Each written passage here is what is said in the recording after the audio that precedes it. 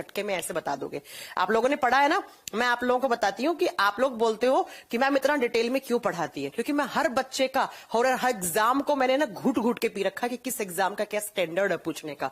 चलो अब देखो एक दो क्वेश्चन तो मैं अभी जस्ट देखो लास्ट मेरा वही खुला हुआ है फोन में, मैं वही देख रही थी कि एक बच्चे ने भेजा था तो आरएस के एग्जाम में कौन कौन से ऐसे क्वेश्चन है जो मैं आपसे डिस्कस कर सकती हूँ। और वो मैंने क्वेश्चन सारे टाइप करवा रहे हैं, पटवारी के और आपके यूपी पीसीएस के और लोअर पीसीएस के जो होते हैं ना वो टाइप हो गए, लेकिन आज टाइपिस्ट की थोड़ी सी तबियत खराब थी, उसने मुझे अभी तक दिए नहीं, इसलिए मैं आपसे डिस्कस नहीं कर पा रही हूँ। लेकिन हाँ इस वीक में मैं डिस्कस पक्का करूंगी आपसे।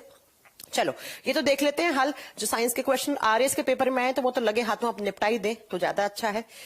और मैं इसको टेलीग्राम पे भी डाल देती हूं तो आप देख लीजिएगा। देखो एक तो अब आपके चैप्टर में आगे आने ही वाला था, देखो एक है जैपनीज इंसेफेलाइटिस, एक बीमारी है जैपनीज इंसेफेलाइटिस, वायरस डिजीज में मैं पढ़ाती हूं। अगर आपके पास नोट्स हैं तो बेटा आप इन्हें नोट्स में देख लेना कितने नंबर की बीमारी होगी ये जैपनीज इंसेफेलाइटिस होगी, आपको नोट्स में मिल जाएगी मेरी कितने नंबर की डिजीज होगी ये, हेपेटाइटिस स्लिपिंग ये रहा। अगर आपके पास मेरे नोट्स हैं तो आप बेटा देखोगे उस नोट्स के अंदर वायरस वाली डिजीज में आपको मिलेगा लास्ट में इन्फ्लुएंजा के बाद में जैपनीज इंसेफेलाइटिस भी एक बीमारी मिलेगी। तो ये क्वेश्चन आया था एक कि ये जो जैपनीज इंसेफेलाइटिस डिजीज होती है ये, तो भाई रुक जा यार कहां जा रहा है, हाँ ये हमारे किस ऑर्गन को डैमेज करती है, सीधा ब्रेन को अफेक्ट करती है। चार ऑप्शन थे, पहला था स्किन को इन्फेक्शन करती है, दूसरा है लंग्स और तीसरा है आरबीसी और चौथा है ब्रेन। बेटा ये सीधा ब्रेन को ही जाकर डैमेज करता है ये वाला बीमारी, तो इसमें ब्रेन आपका राइट ऑप्शन था। एक क्वेश्चन तो ये है, दूसरा का ऑप्शन देखना। अच्छा अब आप बताओगे मुझे, ठीक है देखो, stethoscope the sound of patient's heart beat reaches the doctor's ears by. आपको क्या क्वेश्चन पूछा है कि ये जो स्टेथोस्कोप होता है, आप ये मत कहना कि मैम ने पढ़ाया नहीं है, बहुत डिटेल में पढ़ाया है। स्टेथोस्कोप जो है उससे आप जो हार्ट की बीट, या मैंने कहा था ना अगर आगे से मेजर करेंगे तो हार्ट बीट धक धक धक धक ये साउंड मेजर करेंगे, पीछे लगाएगा डॉक्टर तो वो हार्ट साउंड मेजर करेगा। तो इसने दिया है कि जो स्टेथोस्कोप होता है और उससे हार्ट बीट आप मेजर करते हो जो डॉक्टर के कानों तक जाती है, तो वो कैसे साउंड है। एक तो है पोलराइजेशन ऑफ साउंड, फिर है मल्टीपल रिफ्रैक्शन ऑफ साउंड, फिर है multiple reflection of sound, multiple refraction of sound और एक है मल्टीपल डिफ्रैक्शन ऑफ साउंड। ये फिजिक्स में पढ़ा होगा, सर ने बात पढ़ा भी रखी होगी आपको, है ना। तो एक ये वाला क्वेश्चन हो गया।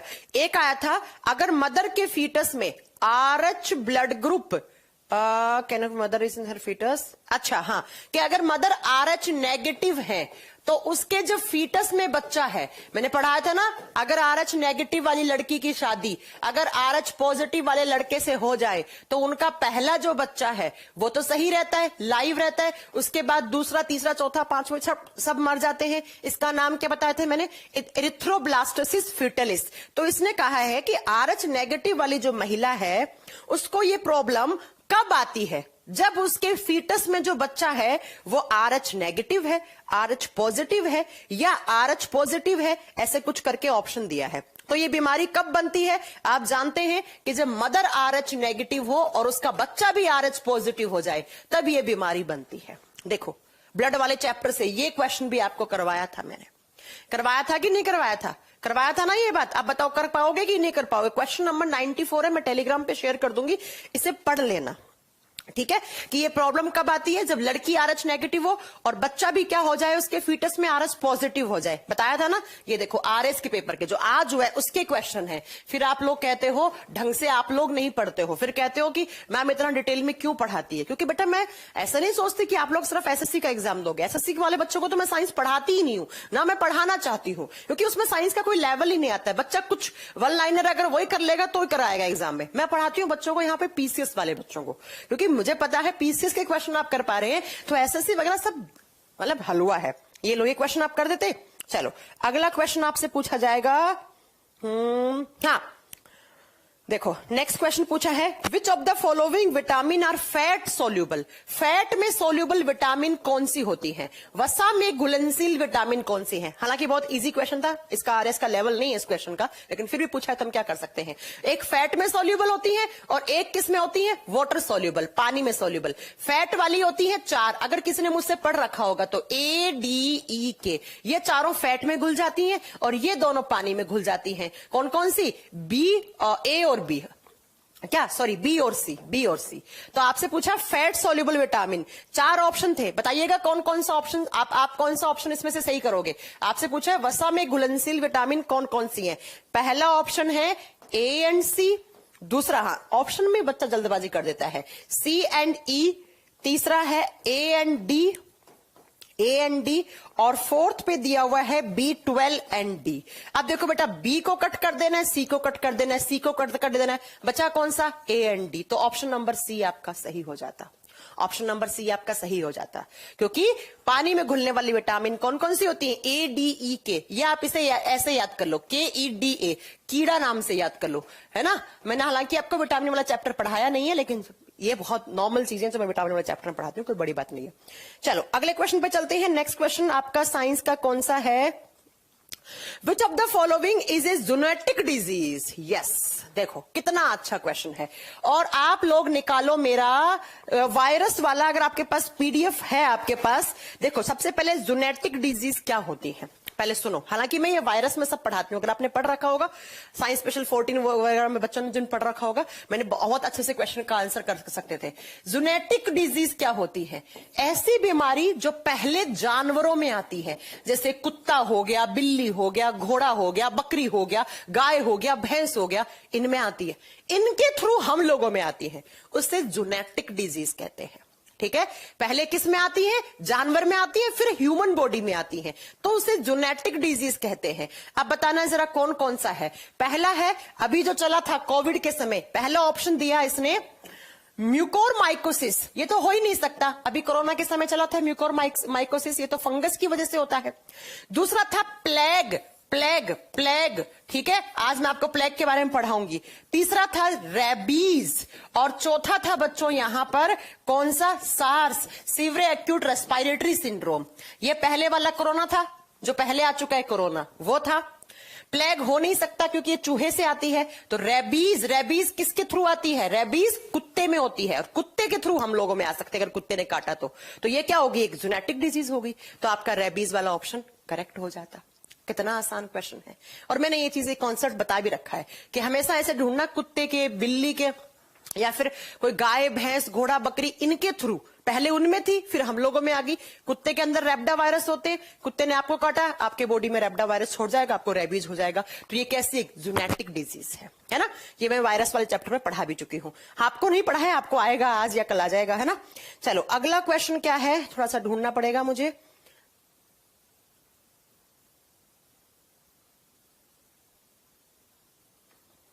और भी कोई क्वेश्चन था क्या? ये रहा, देखो एक आया है ट्राइसोमी ऑफ 20th ट्राइसोमी जब हो जाती है 21वें क्रोमोसोम की। ये बेटा आपको मेरा मिलेगा, आपके पास ये है ना डिजीज वाले चैप्टर के, आपके पास अगर नोट्स हैं तो आप जेनेटिक डिजीज में जाओ, और जेनेटिक डिजीज में जब आप जाओगे तो आपको मिलेगा बेटा यहां पर एक डाउन सिंड्रोम। डाउन सिंड्रोम लिखी हुई है F नंबर की, नोट्स है F नंबर में जाइएगा, F नंबर में लिखा हुआ डाउन सिंड्रोम, और आपको नोट्स में क्लियरली वहां पर दिया हुआ है कि डाउन सिंड्रोम कब होता है? जब 21वें नंबर क्रोमोसोम की ट्राइसोमी हो जाती है। 21वें नंबर पेयर का मतलब होता है 2 क्रोमोसोम, और एक और आके जुड़ जाता है, तो एक्स्ट्रा क्रोमोसोम आके जुड़ गया, तो इससे डाउन सिंड्रोम हो जाता है। तो यहां पर 4 ऑप्शन थे, Edward syndrome, down syndrome, grey baby syndrome and even syndrome. तो आपका ऑप्शन क्या हो जाता था? Down syndrome. ये सब मैं आपको पढ़ाने वाली हूं या फिर आने वाला भी है, ठीक है। चलो, और अगला क्वेश्चन है सीएनजी में मेनली कौन सी गैस होती है? ओ भैया, ये तो इतनी बार क्लास में बता चुकी हूँ। कंप्रेस्ड नेचुरल गैस में मेन गैस कौन सी होती है? ये तो बच्चा जानता है, ये तो कोई क्वेश्चन का इतना अच्छा कोई लेवल नहीं था। चलो और कोई क्वेश्चन ढूंढे जाए। ये मुझे बस ये जो मैंने डाउनलोड किया था उससे मिल गए हैं, हालांकि मैंने पूरा पेपर अभी डाउनलोड नहीं किया है, जैसे ही कर लूंगी। ये कुछ बच्चे ने भेजे थे, और भी कोई होगा तो एक आधा ही 2-4 क्वेश्चन और भी थे, लेकिन अभी थोड़ा टाइम नहीं है देखने के लिए, अभी थोड़ा पढ़ ले, चलो बाद में देखेंगे। ये सारे मैं आपको टेलीग्राम पे शेयर कर दूंगी, आप खुद पढ़ोगे तो आपको मालूम चल जाएगा कि मैं झूठ नहीं बोलती हूँ। देखो सारे क्वेश्चन नोट से आते हैं, आप कोई भी मतलब पेपर ले लो, पटवारी का एग्जाम के क्वेश्चन ऐसे चुटकियों में कर दोगे, है ना। तो बस वही है। चलो फिर स्टार्ट करें। क्या कह रहे हैं आप? Please provide. क्या प्रोवाइड करूं? अच्छा, आपकी क्लास का कोई जोड़ नहीं है? अच्छा, ऐसा नहीं है। देखो बेटा, हर टीचर अपना बेस्ट देता है, मैं भी अपना बेस्ट देती हूँ। बस मैं अपने आप को देखो ना, आरएस का पेपर आज हुआ, आज मेरे पास सारे क्वेश्चन आ गए नहीं, मैं लेती हूँ, मैं बच्चों के टच में रहती हूँ। मुझे बड़ा अच्छा लगता है कि जिस एग्जाम में जो क्वेश्चन आए वो मैं तुरंत डिस्कस कर लूं, मेरी नोट से आए कि नहीं। मैं बड़ी एक्साइटेड रहती हूँ कि मैंने पढ़ाया कि नहीं पढ़ाया। अगर नहीं पढ़ाया तो बच्चा क्या सोचेगा, मैडम से पढ़ा था, मैडम पे इतना ट्रस्ट किया था। अंकुर सर है ना, अंकुर सर के ब्रदर ने दिया था यूपीपीसीएस का एग्जाम, भाई मैंने उसको तुरंत नंबर निकाल के तुरंत मैंने पेपर ले लिया। मैंने कहा बाकी सब छोड़ो, पहले मुझे अपना पेपर दो, क्या क्या क्वेश्चन आए। तो मेरे साथ थोड़ा सा ये कीड़ा है, मतलब है ना, कि मतलब मुझे रखना है, हर एग्जाम के क्वेश्चन मेरे पास मिलेंगे आपको। तो बस उसी के बेसिस पे, अगर मान लो ऐसा नहीं है कि सारे मैं पढ़ाती हूँ तो वही आ जाए, एक दो क्वेश्चन हो सकता है ऊपर नीचे आ गया, तो अगर एक दो क्वेश्चन ऊपर नीचे आ गया है तो फिर वो मैं अपने नोट्स में ऐड कर लेती हूँ, ताकि अगले बैच में बच्चों को मैं कंटेंट दे पाऊं। तो बस वही है ना। चलो, बाकी मेरी नहीं, अंकुर सर का भी यही है। हिस्ट्री, आपको पता है हिस्ट्री वाले टीचर है, अरे भैया मेरा जब जन्म नहीं हुआ था तब से वो पढ़ा रहे हैं, बहुत सीनियर टीचर से आप लोग पढ़ रहे हो, है ना। अगर अब भी आपका सिलेक्शन होता है, आपका हिस्ट्री स्ट्रांग नहीं होता है, ज्योग्राफी नहीं होता है, साइंस नहीं होता है ना, इकोनॉमिक्स नहीं होता है, तो फिर आप ये मान लेना कि फिर कभी होगा ही नहीं आपका, है ना। फिर आपका कभी होगा ही नहीं। ये मत बोलिएगा कि मतलब मैं थोड़ा कड़वा बोल रही हूँ, लेकिन सच बोल रही हूँ। चलो स्टार्ट करें अब। आइए, तो हम क्या पढ़ रहे थे? हम ह्यूमन डिजीज पढ़ रहे थे, और यकीन मानिए जो हम पढ़ा रहे हैं वो एग्जाम में आता ही आता है, क्योंकि सारे टीचर्स, मैं सबसे कम एक्सपीरियंस टीचर हूं। आप सोच लीजिए बाकी सब टीचर्स कितने शानदार होंगे, है ना। तो ह्यूमन डिजीज पढ़ रहे थे, मानव रोग, और मैथ्स में डीपी सर का तो कोई तोड़ ही नहीं है। डीपी सर बस ये है कि थोड़े से डीपी सर शाई नेचर के हैं, शर्मीले नेचर के, आप भी समझ गए होंगे। लेकिन डीपी सर जैसे मैथ्स कोई पढ़ा नहीं सकता है। मैंने देखा है उनको, आप लोग पढ़े होंगे सर, देखा होगा, खुद आप जान जाओगे कि हमारे यहाँ जो मैथ्स के डीपी सर है ना, हमेशा कंटेंट को अपडेट करके पढ़ाते हैं। जब मुझे कोई क्वेश्चन उनसे लेने होता है, कोई बच्चा मांगते हैं, तो मैं तुरंत उनसे पीडीएफ लेके दे देती हूँ, क्योंकि उनके पास बहुत बढ़िया कंटेंट रहता है, हमेशा अपने आप को अपडेट रखते हैं सर, और मुझे बड़ा अच्छा लगता है ना। तो आप भी पढ़ रहे होंगे, शायद आपको पता होगा, तो आप भी बता सकते हैं कि मैथ्स कितना शानदार पढ़ाते हैं डीपी सर। चाहे वो टीचिंग वाला एग्जाम का मैथ्स हो, चाहे वो रेलवे के लिए मैथ्स हो, चाहे वो डीपी सर की शादी हो गई, अरे बच्चे हैं वो 24-25 साल के, घूमने दो ना, अभी क्या शादी वादी करवानी है उनकी, अभी रुक जाओ थोड़े दिन, क्यों इतनी। अब देखो मैं इतनी इंपॉर्टेंट बात कर रही हूँ, आपको शादी की बात अटकी पड़ी है, ऐसे नहीं चलेगा काम। तो बहुत बढ़िया है, डीपी सर को यूज में लेना ढंग से। यूज में लेने का मतलब है जितना कंटेंट है सब पढ़ लेना उनसे। मेरा काम है टीचर को प्रोवाइड करवाना, आप लोगों को टीचर से खरोद के कैसे नॉलेज लेना है वो आप जाने, है ना। तो अगर आपने मैथ्स का कोई बैच ज्वाइन कर रखा है या कहीं से भी, तो खरोद के नॉलेज उनसे लो। ऐसी रीजनिंग में अनुकुल पाठक सर, बैंकिंग का रीजनिंग तक वो डील करते हैं। हर कोई टीचर के बस की बात नहीं होती बैंकिंग का रीजनिंग पढ़ाना। उनके खुद का कोचिंग चलता है इंस्टीट्यूट मुखर्जी नगर में, ऑफलाइन, वो सिर्फ बैंकिंग वालों को पढ़ाते हैं। तो बस मैंने कोशिश की कि आप लोगों को बेस्ट टीचर मिले, बहुत बढ़िया मिले आपके, है ना। तो बहुत मजेदार तरीके से पढ़ाते हैं, कतई जहर पढ़ाते हैं, है ना। हाँ, बस वही है कि आजकल ना बच्चों क्या होता है ना कि ऑनलाइन एजुकेशन ऐसा बन गया है कि अपने आप को हलवा करके दिखाएगा एकदम पूरा, मैं ये मैं वो, तो वो उतना बड़ा टीचर बन जाता है।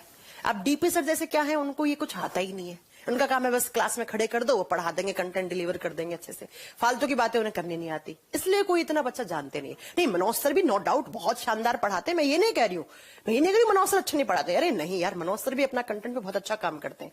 जो टीचर मार्केट के हिसाब से, मार्केट का मतलब जो एग्जाम में क्वेश्चन आते हैं उनके साथ अपने आप को कनेक्टेड रखेगा, वो टीचर हमेशा बेस्ट होगा, वो टीचर हमेशा बेस्ट होगा, है ना।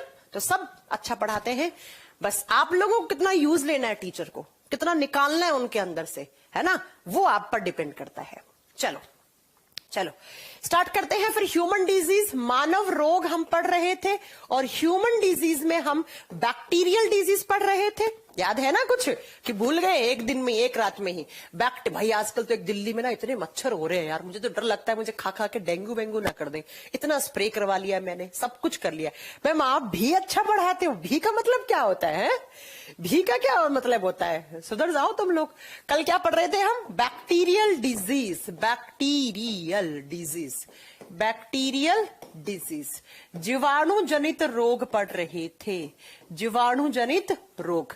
और बैक्टीरियल डिजीज में अगर मैं अच्छा पढ़ाती हूं ना तो सब लोग ना एक तो रेटिंग दे दिया करो प्ले स्टोर पे जाकर और बताया करो आसपास के बच्चों को हमारे कोचिंग इंस्टीट्यूट के बारे में, है ना। आप लोग ही हमारी मार्केटिंग हो। कभी देखते हो हमें आती है इतनी मार्केटिंग, बस यूट्यूब पे जाके थोड़ा बहुत बता देते हैं, बाकी 0 रुपए की मार्केटिंग करती हूँ मैं। कोई पोस्टर वोस्टर से लेकर कोई चीज नहीं। मुखर्जी नगर में देखोगे ना इतने सारे पोस्टर छप छप के, दीवारें दिखेंगे नहीं आपको, पोस्टर दिखेंगे हर जगह। हम लोग ये सब नहीं करते हैं, आता ही नहीं है। बस मुझे ये लगता है कि चलो हमारे बच्चे ही एसेट्स है, जब वो पढ़ लेंगे एग्जाम में क्वेश्चन आएंगे तो वही हमारी मार्केटिंग कर देंगे, है ना। तो प्लीज करके प्ले स्टोर पे रेटिंग देना हमारी एप्लीकेशन को, और दूसरा बच्चों को बताना। आपसे जो छोटे बच्चे हैं या आपके आसपास में कोई बच्चा जो पढ़ रहा है उसको जरूर बताइएगा, है ना। तो आप लोगों से ज्यादा कुछ नहीं है, आप लोग ही हो हमारा सब कुछ। चलो क्या है बैक्टीरियल डिजीज, जीवाणु जनित रोग। और जीवाणु जनित रोग में एक पढ़ लिया था टीबी, अब नहीं पढ़ाया जाएगा, कल पढ़ लिया था। अब दूसरा लिखो न्यूमोनिया, दूसरा लिखोगे आप न्यूमोनिया। न्यूमोनिया, आप कुछ बच्चों को तो न्यूमोनिया की स्पेलिंग भी नहीं याद होगी, है ना, मुझे भी बहुत बड़ी मुश्किल से याद हुई है। न्यूमोनिया डिजीज, न्यूमोनिया के बारे में लिखेंगे हम जल्दी से। न्यूमोनिया कैसे होता है ना। चलो सुनो, जब हम देखो, हाँ, जब न्यूमोनिया की बात करते हैं तो शायद आपने सुन रखा होगा, बचपन में मैंने तो सुना था कि कुत्तों को और बच्चों को जल्दी न्यूमोनिया होता है। ये बिल्कुल सच बात है, कुत्तों को और बच्चों को बहुत जल्दी न्यूमोनिया हो जाता है। आपके घर में छोटा बच्चा होगा, हल्का सा जुकाम होएगा, और इस मौसम में न्यूमोनिया बहुत होता है। बिल्कुल परफेक्ट मौसम चल रहा है ये न्यूमोनिया वाला। तो जब न्यूमोनिया की बात करते हैं तो न्यूमोनिया किससे होती है आप बताओगे, ये एक बैक्टीरियल डिजीज है। तो अक्सर एग्जाम में क्वेश्चन पूछ लिया जाता है कि न्यूमोनिया किससे होता है, तो बैक्टीरियल डिजीज है, जीवाणु जनित रोग है। अब हम बात करते हैं कि न्यूमोनिया के लिए कौन सा बैक्टीरिया रिस्पॉन्सिबल है। और जब बैक्टीरिया की बात करते हैं तो यहां पर 2 बैक्टीरिया है। पहला आता है डिप्लोकोकस बैक्टीरिया, डिप्लोकोकस बैक्टीरिया, और दूसरा है स्ट्रेप्टोकोकस। जो भी आपको ऑप्शन में मिलेगा करेक्ट करके आ जाना। ये दोनों ही बैक्टीरिया की वैरायटी है, डिप्लोकोकस और स्ट्रेप्टोकोकस। ये दोनों के दोनों क्या है आप बताओगे बेटा, न्यूमोनिया करने वाले बैक्टीरिया होते हैं। लेकिन मेनली ये ज्यादा खतरनाक है और ऑप्शन में हमेशा यही मिलता है। लेकिन क्या पता कभी ऑप्शन में ये ना मिले तो स्ट्रेप्टोकोकस ढूंढ के आ जाना, ठीक है। तो डिप्लोकोकस, स्ट्रेप्टोकोकस 2 बैक्टीरिया हैं और इनके इन्फेक्शन से आपको निमोनिया होता है।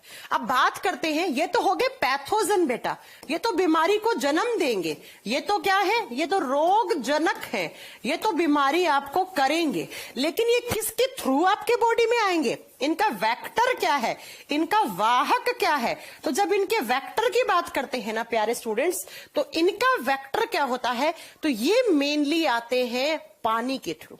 कैसा पानी, आपके घर में कूलर है, गर्मियां आई, आपने कूलर चलाया और बाद में आपने उस कूलर की साफ सफाई करके उसमें पानी छोड़ दिया, उसकी सफाई नहीं करी, ऐसे ही छोड़ दिया। उस पानी के अंदर एसी चल रहा है, एसी से नीचे की तरफ पानी बह रहा है बाल्टी के अंदर, उस बाल्टी के पानी की आप कभी सफाई नहीं करते हैं उसके अंदर, या कहीं पर भी आपके घर के किसी कोने में बाल्टी भर के आपने पानी की छोड़ रखी है ना। कहने का मतलब कोई ठहरा हुआ पानी है और उस पानी के थ्रू ये आ सकते हैं। और दूसरा, ये ड्रॉपलेट इन्फेक्शन भी होते हैं। ड्रॉपलेट इन्फेक्शन का मतलब है ड्रॉप्स वगैरह की फॉर्म में, मतलब कहीं पर भी कोई पानी की बूंद पड़ गई या कहीं कोई ठहरा हुआ पानी है, उसकी सफाई नहीं कर रहे हैं बहुत दिनों से, कूलर वगैरह का पानी है, एसी का पानी है, या घर में कोई बाल्टी भर के पानी रख रखा है या मटका रख रखा है, उस मटके के अंदर आप पानी डालते जाते हैं लेकिन पुराना पानी कभी भी आप बाहर फेंकते नहीं, उसकी सफाई नहीं करते हैं, तो एक्चुअली उनके अंदर ज्यादा। और ऐसा नहीं है, ये हवा में भी फैल सकते हैं, एयर से भी ये बीमारी हो सकती है, ये बैक्टीरिया हवा में भी रह सकती है। अब बात करेंगे कि जैसे ही ये बैक्टीरिया आपके बॉडी में आया तो कौन कौन से सिम्टम्स क्रिएट करेगा, लक्षण क्या क्या दिखाएगा आपके शरीर में। तो सबसे पहले जो लक्षण होंगे वो लक्षण तो बेटा आपको कोल्ड वाले, कफ वाले, कोल्ड होगा, कफ होगा, सर्दी जुकाम, हिंदी में ना सर्दी जुकाम, फिर चिल्स पड़ेंगे। चिल्स का मतलब एक बच्चा कल पूछ रहा था बेटा, चिल्स का मतलब जुकाम होना और ठंड लगना, चिल्स का मतलब है यहां पर कि आपको रह रह के आपको ठंड लगेगी, और फिर अगर ज्यादा दिन तक निमोनिया हो जाता है तो इंसान को ब्रीदिंग प्रॉब्लम हो जाती है। ब्रीदिंग प्रॉब्लम का मतलब होता है इंसान को सांस लेने में तकलीफ हो जाती है, उसकी सांसें टूट टूट कर आने लग जाती है। क्यों? क्योंकि ये बैक्टीरिया है ना, ये बेटा नाक से मुंह से होते हुए सीधे आपके लंग्स में जाएंगे, आपके फेफड़ों में जाएंगे, और फेफड़ों में क्या करेंगे? आपको एक फोटो दिखाती हूं, घबराना नहीं है देखकर, ठीक है? अभी दिखाते हैं आपको एक फोटो, ये देखो, ये एक लड़का है, इस लड़के के ये दोनों फेफड़े हैं, ये राइट वाला ये लेफ्ट वाला फेफड़ा। फेफड़ों के अंदर जो सेल्स होती हैं, ये भी अभी यूपीपीसीएस के एग्जाम में क्वेश्चन आया, देखो ये वाला क्वेश्चन, ये आंसर था उसका। यूपीपीसीएस के एग्जाम में क्वेश्चन आया कि फेफड़ों की जो स्ट्रक्चरल यूनिट होती है, जहां पर गैसेस एक्सचेंज होती है, उसे क्या बोलते हैं? एल्वेलाई, कूपिका। ये मैं बाद में डिस्कस भी कर लूंगी आपसे। देखो, आपके फेफड़ों के अंदर ऐसी कूप जैसी बहुत सारी ऐसी कूपिकाएं स्ट्रक्चर होती है, इनके अंदर होता है खून। इनके अंदर क्या भरा हुआ होता है? खून। और यहां पर कौन सा प्रोसेस होता है? तो इस खून से CO2 तो बाहर जाता है, आउट होता है, और ऑक्सीजन क्या करता है? अंदर आता है। CO2 बाहर, ऑक्सीजन अंदर खून में घुलता है, CO2 बाहर, ऑक्सीजन अंदर घुलता है। तो ये एक नॉर्मल इंसान की एल्वेलाई ऐसी है, आपकी और मेरी देखोगे तो ऐसी है, हम लोग हेल्दी हैं। लेकिन जिस इंसान को निमोनिया हुआ, उस इंसान में क्या होगा बेटा? ये डिप्लोकोकस बैक्टीरिया आएंगे और इसके इस एल्वेलाई में देखो, ये जो खून था ना, इस खून में इंफेक्शन कर देंगे, और ये देखो ये क्या बन गया? एक प्लेग जम गया है। प्लेग का मतलब होता है यहां पर पीलापन, पस जैसी स्ट्रक्चर। पस समझते हो ना? पस भर जाता है इन एल्वेलाई के अंदर, पस, या हम बोल सकते हैं प्लेग जम गया है। जैसे हम आप लोग ब्रश नहीं करोगे तो आपके दांतों के ऊपर पीलापन जम जाता है, उसे क्या बोलते हैं? प्लाक बोलते हैं, है ना? वैसे ही हमारे फेफड़ों के अंदर जो एल्वेलाई है, उसके अंदर ये डिप्लोकोकस स्ट्रेप्टोकोकस बैक्टीरिया आएंगे, और आकर क्या करेंगे? आप बताओगे बेटा, इस एल्वेलाई के अंदर इन्फेक्शन करेंगे, और इन्फेक्शन करके वहां पर पस भर देंगे। पस भरने से ये एल्वेलाई डैमेज हो जाएंगी, और अब आप समझ सकते हो कि अगर ये डैमेज हो गई, ये खराब हो गई है, पस भर गया है, डॉक्टर बोलता है, पहले बोलता है पानी भर गया है, निमोनिया बिगड़ गया है, फेफड़ों में पानी भर गया है। बाद में डॉक्टर बोलता है कि फेफड़े डैमेज होने लग गए यार, पस पड़ने लग गया आपके बच्चे के तो फेफड़ों के अंदर। और जब पस पड़ गया है, इसका मतलब हमारे बॉडी में ऑक्सीजन प्रॉपर तरीके से खून के अंदर नहीं घुल पाएगा, और नहीं घुल पाएगा तो ऐसे बच्चे को ब्रीदिंग में प्रॉब्लम होगी, या ऐसे इंसान को ब्रीदिंग में प्रॉब्लम होगी। और ब्रीदिंग में प्रॉब्लम नहीं, उसके बॉडी में ऑक्सीजन का लेवल कम हो जाएगा, ऑक्सीजन का लेवल कम हो जाएगा, और धीरे धीरे धीरे इतना निमोनिया बिगड़ जाएगा कि बिल्कुल ही ऑक्सीजन की कमी हो जाएगी। तो इंसान के बॉडी में क्या हो जाएगा? आप बताओगे बेटा? एकदम उसे किसी दिन हार्ट अटैक आ सकता है, वो मर सकता है, क्योंकि बिना ऑक्सीजन की कमी से क्या होगा? अगर तीसरे स्टेज पे निमोनिया चला गया तो देखना इंसान के जो लिप्स है ना, वो ब्लू कलर के पड़ जाएंगे, क्योंकि मैंने कहा है बिना ऑक्सीजन के इंसान का बॉडी किस कलर का पड़ता है? नीले रंग का पड़ता है। और उसके नेल्स भी क्या हो जाएंगे? उसके नाखून भी क्या हो जाएंगे? आप बताओगे नीले कलर के हो जाएंगे।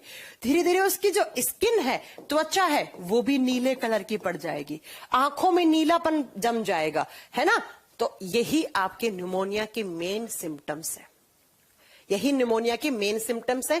ये प्राइमरी स्टेज पर आएंगे, ये ब्रीदिंग में प्रॉब्लम, ऑक्सीजन लेवल डिक्रीज होगा, उसके सेकेंडरी स्टेज बोलेंगे, और ये तो लास्ट स्टेज चल रही है भाई इंसान की। डॉक्टर खुद बोल देता है आप तो कुछ नहीं कर पाएंगे, हम बिगड़ चुका है निमोनिया, आप सही समय पर नहीं लेकर आए इसको हॉस्पिटल, और फिर उस इंसान का हार्ट अटैक वगैरह आ जाता है, और बिल्कुल वो उसकी डेथ हो जाती है, मर जाता है। तो इसे बोलते हैं निमोनिया, बड़ी खतरनाक बीमारी है। लेकिन डरना नहीं है, क्योंकि निमोनिया के लिए इंजेक्शन आता है, डिप्लोकोकस वैक्सीन बोलते हैं। आपने देखा ऐश्वर्या राय एडवर्टाइजमेंट करती है, एक टीवी पे आता है, क्या आपने अपने बच्चे को डिप्लोकोकस का इंजेक्शन लगवाया है? ऐसा करके एक एडवर्टाइजमेंट आता रहता है, क्योंकि इसके लिए वैक्सीन बना हुआ है, और उस वैक्सीन का अलग से कोई नाम नहीं है, उस टीके का अलग से नाम नहीं है, बस उसे न्यूमोनिया वैक्सीन या डिप्लोकोकस वैक्सीन बोल देते हैं। क्या बोल देते हैं? डिप्लोकोकस, या उसे स्ट्रेप्टोकोकस या न्यूमोनिया वैक्सीन बोल देते हैं। तो ये आपका तो क्या है आप बता दोगे? तो बच्चों इसके लिए टीका बना हुआ है, इसलिए घबराने की जरूरत नहीं, टीका लग जाता है ना? अब अगर आपसे एग्जाम में क्वेश्चन पूछा कि निमोनिया किस ऑर्गन को, देखो दो क्वेश्चन बता रही हूं, निमोनिया किस ऑर्गन को खराब करता है? बताओ कौन सा ऑर्गन खराब हुआ उसमें? अगर ऑर्गन पूछे निमोनिया में तब तो आपका लंग्स होगा बच्चा, आपके फेफड़े होंगे। लेकिन अगर आपसे पूछा कि निमोनिया में लंग्स में कहां इंफेक्शन होता है, तो लंग्स की यूनिट में, लंग्स की जो इकाई होती है, और जिस इकाई का नाम क्या होता है? एल्वेओली। जिसका नाम क्या होता है? एल्वेओली। हिंदी मीडियम वाले बच्चों या तो कूपिका या एल्वेलाई मिलेगा। या पूछा किस सिस्टम को डैमेज करता है, तो लंग्स, एल्वेलाई किस तंत्र का हिस्सा माने जाते हैं? Respiratory system. ये आपके एग्जाम के क्वेश्चन, ये आपके एग्जाम के क्वेश्चन। श्वसन तंत्र को प्रभावित करता है, सांस लेना दुर्भर हो जाएगा, आपका सांस नहीं ले पाओगे, ऑक्सीजन का लेवल डिक्रीज हो जाएगा।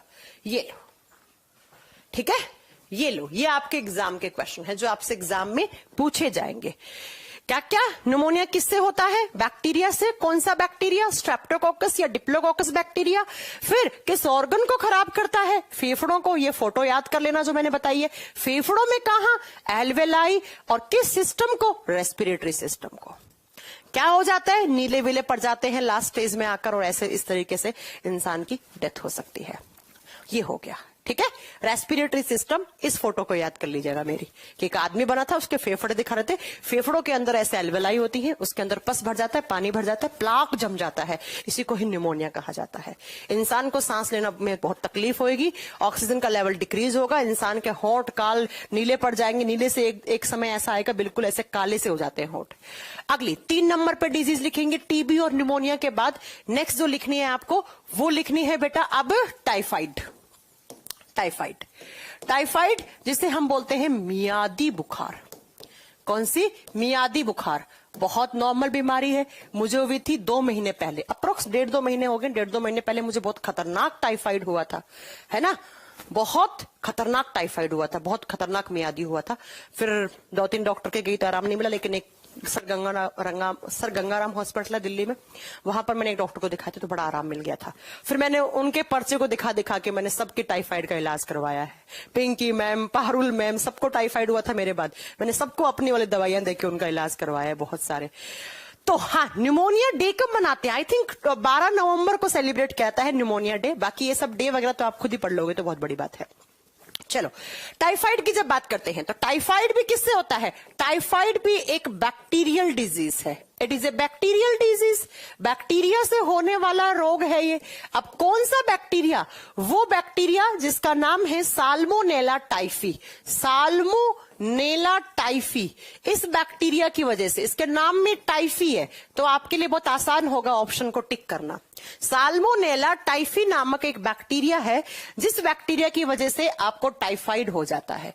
ये बैक्टीरिया कहां रहता है? आपके आसपास की एयर में, हवा में हो सकता है ये बैक्टीरिया। तो आपका कोई जोर नहीं है, बस आपका इम्यून सिस्टम स्ट्रांग हुआ तो ये आपको कभी भी आपको इन्फेक्शन नहीं कर सकता है। इसके अलावा ये और कहां पर रह सकता है? प्रदूषित भोजन और प्रदूषित पानी में रह सकता है। प्रदूषित भोजन और प्रदूषित पानी में, पानी और भोजन दोनों में। अब हम कैसा? आपके फ्रिज में बहुत दिनों तक आपने रख रखा था, एक कोई सेव वेव रख रखा था, बहुत दिनों से पड़ा हुआ था, उसके अंदर लग गया है ये बैक्टीरिया, आपने खा लिया। अब बैक्टीरिया दिखते तो है नहीं, ऐसे माइक्रोस्कोप लेके घूमोगे क्या आप उसके अंदर बैक्टीरिया है या नहीं। और सबसे ज्यादा मैं अगर आपको बताऊं ना कि टाइफाइड होने का रीजन क्या है, जो मेरा रीजन था, आप गोलगप्पे खाते हो ना, उस गोलगप्पे का जो पानी होता है ना, वो सबसे ज्यादा टाइफाइड करता है, क्योंकि वो बहुत अनहाइजीनिक होता है, बहुत ज्यादा, है ना। उसको मतलब ये तो है नहीं कि कोई फिल्टर करा हुआ पानी गोलगप्पे वाले भैया फिल्टर करके ला रहे हो, बिल्कुल उसको उबाल के उसके अंदर के सारे बैक्टीरिया मार के आपको गोलगप्पे खिला रहे हो उस पानी के, ऐसा तो है नहीं। तो मेन उसको उसी की वजह से होता है। मैंने 2 दिन पहले खाए थे गोलगप्पे और तीसरे दिन मेरे को टाइफाइड हो गया था, बहुत तेज वाला। तो यहां पर आप लिखोगे contaminated water and contaminated food. कहने का मतलब प्रदूषित भोजन और प्रदूषित पानी पी लिया आपने, बहुत बेकार पानी पी लिया बिना फिल्टर किया हुआ, या कोई जिसके अंदर ये बैक्टीरिया वगैरह पनपे हुए थे वो आपने पी लिया, तब आपको हो जाता है ये टाइफाइड। अब इसके सिम्टम्स क्या है, इसके लक्षण क्या है? तो बहुत आसानी से लक्षण है, मैं आसान से आपको बता सकती हूं। प्राइमरी स्टेज पर आपको फीवर होगा, बुखार होगा, लेकिन बुखार बहुत ज्यादा तेज। मेरे को बुखार आ गया था 104-105 डिग्री, उसके बाद आपको ठंड लगेगी, चिल्स पड़ेंगे, और आपका जो जॉइंट्स है ना, घुटनों में, जॉइंट्स में दर्द होगा। घुटना हो गया, ये जॉइंट्स हो गए, हिप वाले जॉइंट्स हो गए, और आपकी जो थाइज होती है ना, इन थाइज के अंदर बहुत दर्द होता है। थाइज में, आपके जॉइंट्स में, जोड़ों में बहुत दर्द होगा, हाथ पांव उठ ही नहीं पाएंगे, आपके शरीर में बहुत ज्यादा वीकनेस आ जाएगी, बहुत ज्यादा कमजोरी आ जाएगी। और उसके बाद धीरे धीरे अगर आपका टाइफाइड नहीं ठीक हुआ, आपने सही समय पे इलाज नहीं करवाया, तो भैया ये बैक्टीरिया जाते हैं सीधे इंटेस्टाइन में। इंटेस्टाइन का मतलब है आंत में। आंत में जाएंगे और आंत में जाकर वहां पर उसमें इन्फेक्शन कर देंगे, और अगर बहुत दिनों तक इन्फेक्शन रहा तो इंटेस्टाइन से इंटरनली ब्लीडिंग होने लग जाएगी। अंदर या अंदर आपकी आंतों में खून बहने लग जाएगा।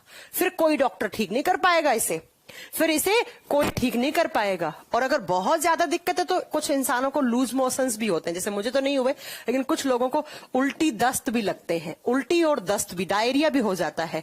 डायरिया का मतलब होता है, जहां जहां मैं लिखवाऊं उसका मतलब है उल्टी और दस्त भी हो जाते हैं इंसान को। ठीक है, बुखार आएगा, सर में दर्द होगा, जॉइंट्स में दर्द होगा, घुटनों में दर्द होगा। और अगर बहुत दिनों तक टाइफाइड हो गया, मान लो 10-15 दिनों के लमसम आपको टाइफाइड रहा, तो आपके इंटेस्टाइन में इन्फेक्शन कर देंगे, ये बैक्टीरिया जाएंगे आंतों में, क्योंकि भैया खाना खाने के थ्रू आए ना, देखो खाने और पानी आंतों में तो जाएगा ही जाएगा ना, तो उस आंत के अंदर जाकर ये इसे इन्फेक्शन कर देंगे और आंतों में इंटरनली आंतों को डैमेज कर देंगे, और वहां से खून निकलने लग जाएगा, ब्लीडिंग होने लग जाएगी। फिर तो कोई डॉक्टर इसको बचा ही नहीं पाएगा। ठीक है, फिर नहीं बचा पाएगा डॉक्टर। तो ये है बेटा आपका टाइफाइड। अब अगर आपको सही समय पे पता लग गया, तब आप डॉक्टर के पास जाओगे, डॉक्टर आपका एक टेस्ट लिख के देगा, जिस टेस्ट का नाम होता है विडाल टेस्ट। कौन सा टेस्ट? Widal test. ये टेस्ट किया जाता है आपका टाइफाइड के लिए। टाइफाइड का पता करने के लिए विडाल टेस्ट करते हैं।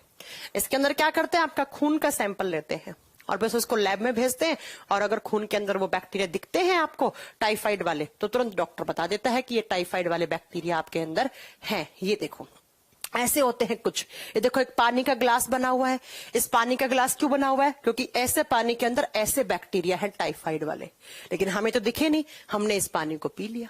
ठीक है, उसके अलावा और देखो ये बना हुआ है ना, ulcer in the intestine. Ulcer का मतलब है आंतों के अंदर छाले पड़ गए, छाले से बनेंगे और वो फूट कर उससे खून निकलने लग जाएगा। तो आपसे एग्जाम में क्वेश्चन पूछेगा कि वो कौन सी बीमारी है जिसमें अल्सर हो जाते हैं आंतों में। आंतों में अल्सर, एक तो होता है किसी इंसान के मुंह में अल्सर हो गया। मुंह में अल्सर का मतलब है उसके छाले वाले पड़ गए, मुंह से खाना वाना प्रॉपर नहीं खा पा रहा है, वो बहुत दर्द हो रहा है, छाले हैं बहुत भयंकर तरीके से और खून निकलने लग गए उन छालों से, उसे बोलते हैं माउथ अल्सर। ऐसा कैसा जब आंतों में अल्सर हो जाता है तब उसे टाइफाइड बोलते हैं। बहुत खतरनाक बीमारी है। और स्किन पर ऐसे रैसेस भी पड़ने लग जाते हैं। ये सबको नहीं होते हैं, ये सबको नहीं होते हैं। स्किन के ऊपर जो रैसेस होते हैं ना, लाल लाल से, ये सबको नहीं होंगे, जरूरी नहीं है कि सबको होगा। किस लोगों में होते हैं, कुछ में नहीं होते हैं। हाँ, एक ये सिम्टम भी देखने को मिलता है कि उनकी, जिन बच्चों को टाइफाइड होता है, बच्चों में जनरली ये देखने को मिलता है, उन बच्चों की जो जीभ है ना वो सफेद सी कलर की दिखने लग जाती है। ऐसे सफेद सफेद कलर के, मान लो ये आपकी जीभ है, इसके ऊपर सफेद कलर के धब्बे से पड़ने लग जाते हैं। ये बहुत बड़ा सिम्टम माना जाता है टाइफाइड का। अगर ये है तो आपको विडाल करवाने की जरूरत ही नहीं है, सीधा ही डॉक्टर बता देगा देखकर। इसलिए जब भी आप टाइफाइड के लिए दिखाने जाते हैं, डॉक्टर बोलता है आ करो आपकी जीभ दिखाओ, क्योंकि जीभ के ऊपर वो देख लेता है ऐसे सफेद से पैचेस भी पड़े हुए हैं, धब्बे बने हुए सफेद, तो तुरंत आपको क्या कहता है डॉक्टर कि आपको तो टाइफाइड हो सकता है। और अगर बहुत ज्यादा डैमेज हो गया है इंटेस्टाइन, उसके बाद यही बैक्टीरिया आते हैं आपके लीवर और स्प्लीन में, वहां पर भी इंफेक्शन कर देते हैं। तो कहने का मतलब है आपका यकृत, आपका स्प्लीन, बताया था ना मैंने, स्प्लीन जहां पर क्या होती है, आरबीसी मरने के लिए जाती हैं और आरबीसी वापस रीजनरेट भी होती है स्प्लीन में। ये कहा था ना मैंने, थैली जैसा एक ऑर्गन होता है, ये देखो स्प्लीन। तो यहां पर लिखा हुआ है ये आपका लीवर है, लीवर भी डैमेज होने लग जाएगा और स्प्लीन भी डैमेज होने लग जाएगा। अब बचा ही क्या भाई साहब, लीवर खराब हो गया, आंतें खराब हो गई, आंतों में अल्सर हो गया, स्प्लीन खराब हो गया, तो इंसान का मरना तो तय है ना। इसलिए प्राइमरी स्टेज पर बहुत, मैम टाइफाइड को डेंगू कहते हैं, बेटा डेंगू अलग होता है।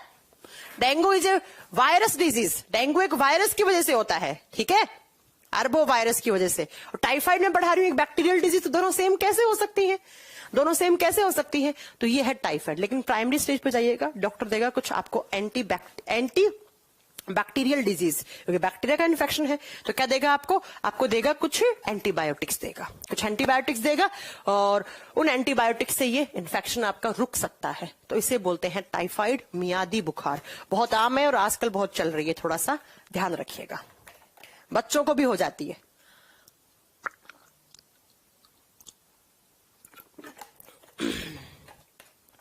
चलो आज चलते हैं नेक्स्ट बीमारी पे। अगली कौन सी है? अगली बीमारी लिखेंगे हम, कितनी होगी क्लास में याद करते जाना है आपको, मैं याद करवाती जाऊंगी, चाहे मुझे टाइम लग जाए इस चैप्टर को पढ़ाने में, मेरे को कोई इसकी टेंशन नहीं है, चाहे मेरे को 10 दिन लग जाए चैप्टर पढ़ने में, आपको याद करवाऊंगी। टीबी, दूसरा कौन सा पढ़ा? न्यूमोनिया, तीसरा कौन सा पढ़ा? टाइफाइड, मियादी बुखार। ये तीनों किसकी वजह से होती हैं? ये तीनों बैक्टीरिया की वजह से होती हैं। आइए अगला पढ़ते हैं 4 नंबर पर। 4 नंबर पे जो आती है वो आती है सिफिलिस, सिफिलिस रोग या सिफिलिस डिजीज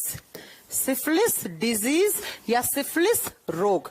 और जब सिफिलिस की बात करते हैं तो अक्सर एग्जाम में एक क्वेश्चन पूछा जाता है कि ये जो सिफिलिस डिजीज है ये किस प्रकार का इन्फेक्शन है? सिफिलिस रोग बेटा ये एक सेक्सुअली ट्रांसमिटेड डिजीज मानी जाती है। चलो पहले लिखेंगे इसका पैथोजन लिखेंगे कि इसका रोग जनक कौन है। रोग जनक पैलेडियम नामक एक बैक्टीरिया होता है जिसकी फुल फॉर्म होती है ट्रिप्नोनोमा पैलेडियम। इसकी फुल फॉर्म लिखेंगे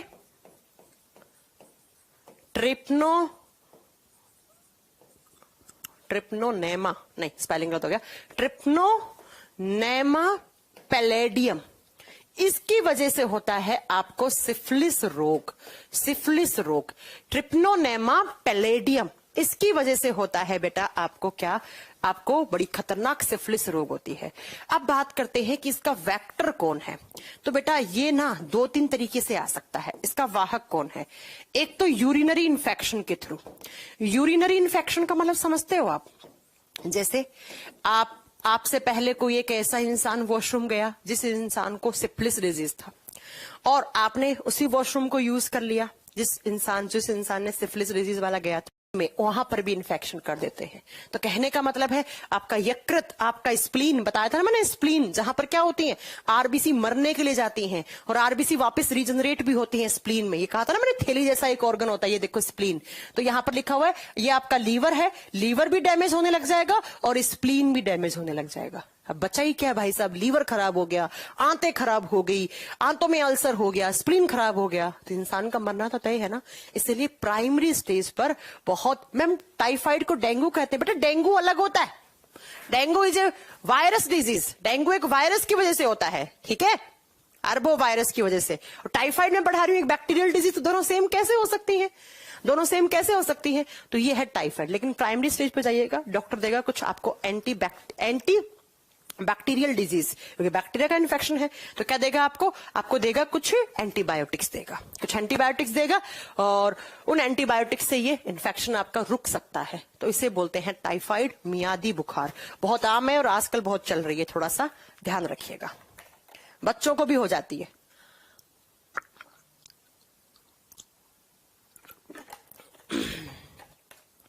चलो आप चलते हैं नेक्स्ट बीमारी पे। अगली कौन सी है?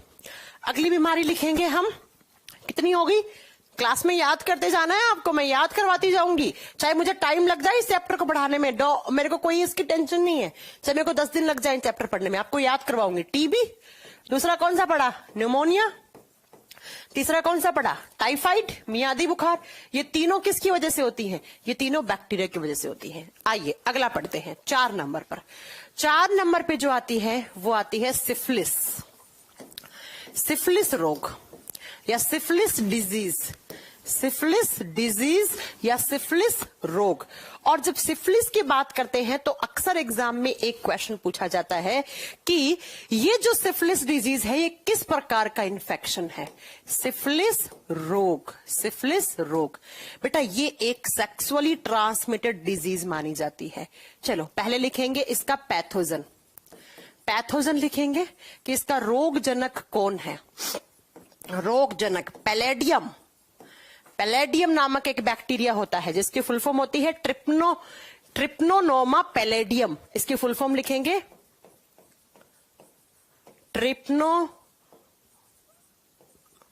ट्रिप्नोनेमा, नहीं स्पेलिंग गलत हो गया, ट्रिप्नोनेमा पैलेडियम। इसकी वजह से होता है आपको सिफिलिस रोग।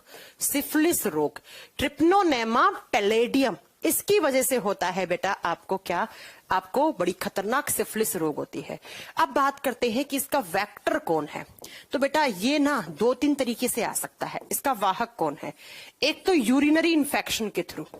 यूरिनरी इन्फेक्शन का मतलब समझते हो आप? जैसे आपसे पहले कोई एक ऐसा इंसान वॉशरूम गया जिस इंसान को सिफिलिस डिजीज था, और आपने उसी वॉशरूम को यूज कर लिया जिस इंसान ने सिफिलिस डिजीज वाला गया था, तो उसका जो यूरिन वगैरह है, उसकी ड्रॉप वगैरह कहीं पड़ी है, तो उसके इन्फेक्शन से आपके बॉडी में आ जाता है। अक्सर हॉस्पिटल वगैरह से ये केस बन जाता है होने का। या आप जो पब्लिक टॉयलेट यूज करते हो, मतलब सार्वजनिक शौचालय यूज करते हो, जहां पर कोई भी आ जाता है, आपके घर में होगी तो भाई कोई इंसान, आपको मालूम चलेगा कि इस इंसान को सिफिलिस डिजीज है, तो आप उसका वॉशरूम यूज नहीं करोगे। लेकिन पब्लिक टॉयलेट्स में आप जाते हो तो वहां पर एक तो यूरिनरी इन्फेक्शन।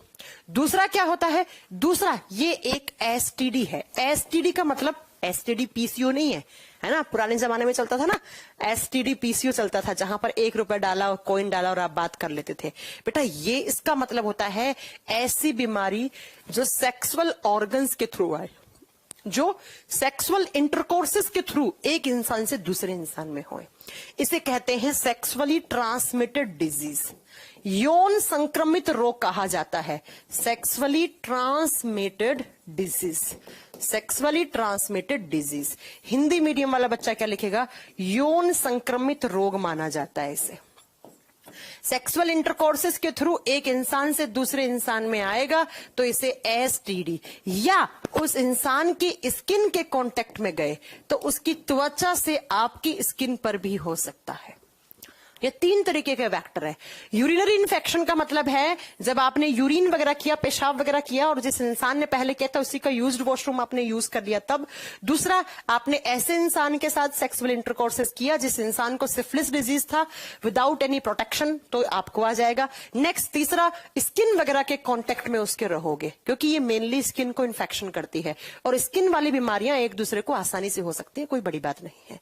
अब इसमें क्या होगा? इस बीमारी के सिम्टम्स क्या है, इसके लक्षण क्या है? तो लक्षण में आपको एक फोटो दिखाऊंगी। फोटो देखकर आपको घबराना नहीं है, बस ये देखना है कि मैम आपको इसलिए बता रही है ताकि आपको, है ना, 1 सेकेंड रुकना।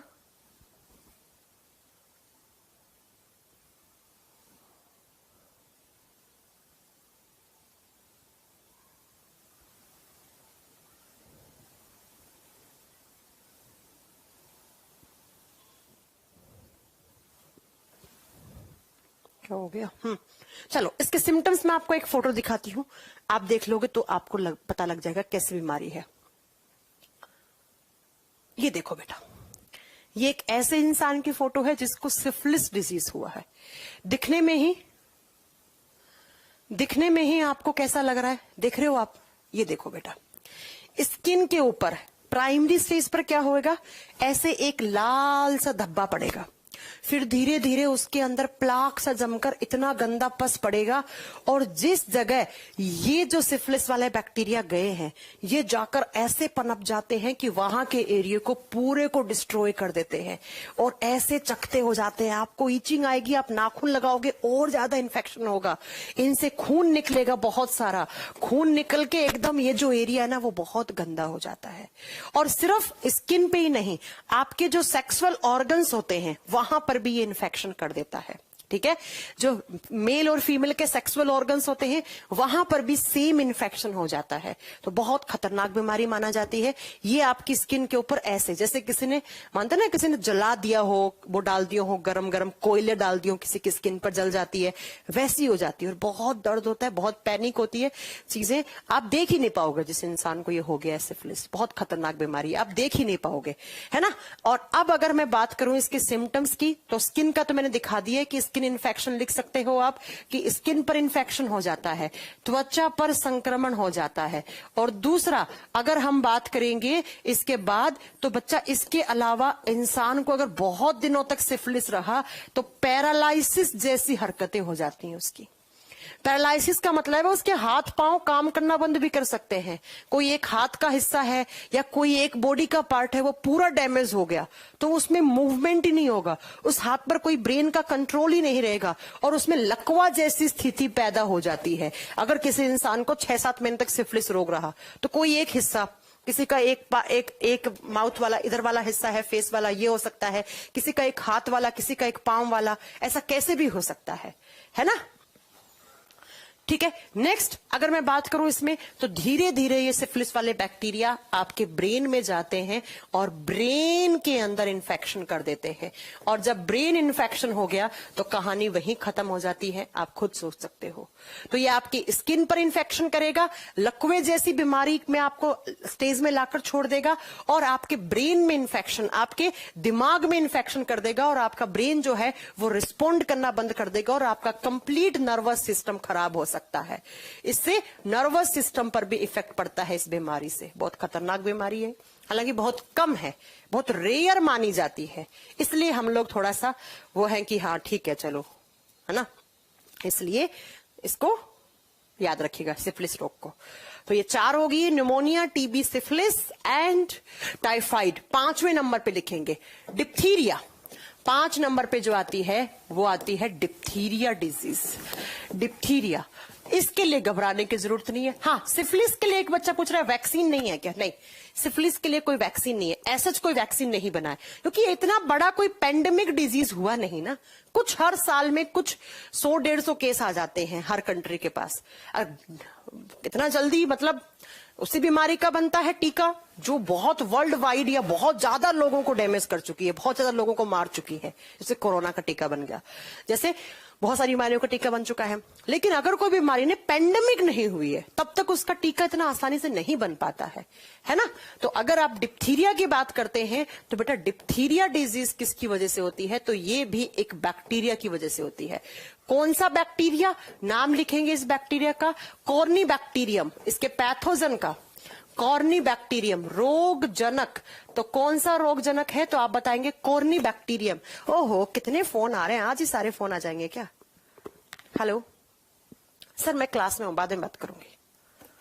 हाँ देखिएगा, इसके पैथोजन का नाम है कॉर्नी बैक्टीरियम। Corny bacterium. और इस डिप्थीरिया में क्या होता है? अब बात करेंगे बैक्टीरिया, बात करेंगे हम कि ये कहां पर रहता है। तो बड़ी खतरनाक बीमारी है। क्यों खतरनाक बीमारी है? क्योंकि इसका वेक्टर एयरबोर्न डिजीज है। ये इसका वाहक ये हवा के द्वारा फैल जाती है। अब जो बीमारी हवा के द्वारा फैल जाए उसका तो वैसे ही कोई इलाज नहीं है, एयरबोर्न डिजीज मानी जाती है ये, है ना। हाँ बिल्कुल सही कहा कि कॉर्नी बैक्टीरियम की वजह से एयरबोर्न डिजीज है, हवा के द्वारा संचारित हो सकती है ये। अगर एक घर में एक इंसान को है तो धीरे धीरे सारे इंसान को हो सकती है। अब इसमें क्या होता है डिप्थीरिया में? डिप्थीरिया में इंसान को बुखार रहेगा, फीवर रहेगा और जो गला है ना, इस गला बहुत भारी हो जाएगा, यहां इन्फेक्शन होता है, थ्रोट इन्फेक्शन होता है इंसान को।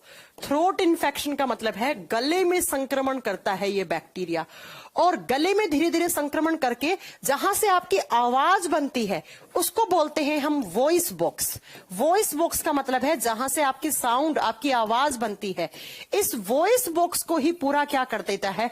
डैमेज कर देता है। तो अगर किसी इंसान को बहुत दिनों तक डिप्थीरिया रहा तो भैया उसकी आवाज जा सकती है। अगर बहुत दिनों तक है, सिफिलिस का ट्रीटमेंट बेटा डॉक्टर ही बताएंगे, फिर डॉक्टरी ऑइंटमेंट वगैरह देते हैं इसमें, मैं इसका कोई ट्रीटमेंट नहीं है ऐसा। तो बुखार रहेगा और उसके गले में दर्द रहेगा। मेन इन्फेक्शन इसका गले वाले पार्ट में ज्यादा होता है। अगर बहुत दिनों तक रहा तो जहां से आपकी आवाज बनती है उस बॉक्स को बोलते हैं वॉइस बॉक्स, ध्वनि यंत्र बोलते हैं, या वो साउंड जहां से आपकी आवाज निकलती है तो उसे क्या बोलते हैं हम? Voice box. उसका नाम है लैरिंक्स, आगे पढ़ाएंगे आपको। वो डैमेज हो जाता है और अगर बहुत दिनों तक डिप्थीरिया रहा इंसान अपनी आवाज खो सकता है। लेकिन घबराना नहीं है। क्यों? क्योंकि इसके लिए एक वैक्सीन बना हुआ है। कौन सा वैक्सीन? इसके लिए जो वैक्सीन है उसे बोलते हैं डीपीटी का वैक्सीन। इसके लिए टीकाकरण किया जाता है और ये सिर्फ एक बीमारी के लिए नहीं, ये 3 बीमारियों के लिए एक साथ टीका लगता है। कौन सा? देखो, डी से बना डिप्थीरिया, ध्यान से पढ़िएगा, यहां से क्वेश्चन आता है। डिप्थीरिया। पी से बनता है पर्टुसिस, और पर्टुसिस का मतलब होता है वूफिंग कफ, काली खांसी। इसका दूसरा नाम होता है काली खांसी, बहुत दिनों तक जो खांसी रहती है, वूफिंग कफ बोलते हैं उसे। और टी से बनता है टिटनस।